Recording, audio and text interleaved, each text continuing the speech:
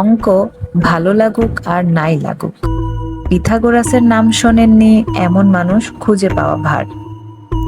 Greek এই গণিতবিদ নিরামিষাশী ব্যক্তি ছিলেন, অর্থাৎ কখনোই মাংসের ধারে কাছে যাননি।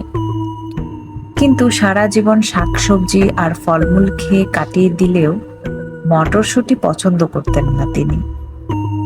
পিথাগোরাস নিজে যেমন খেতেন না, তেমনি তার অনুসারীদেরও মটরশুঁটি খেতে বারণ করতেন তিনি। এমনকি মটরশুঁটি ছোঁয়াও যেত না। স্বাস্থ্যগত নাকি ধর্মীয় কারণে তিনি মটরশুঁটি খেতেন না তা জানা যায়নি। তবে পিথাগোরাসের বিশ্বাস ছিল মটরশুঁটি মৃতদের আত্মা বহন করে, তাই তাদের খেয়ে ফেলা বা ক্ষতি করা মানে আত্মার ক্ষতি। গল্প প্রচলিত আছে এই মটরশুঁটির কারণেই পিথাগোরাসের মৃত্যু হয়েছিল।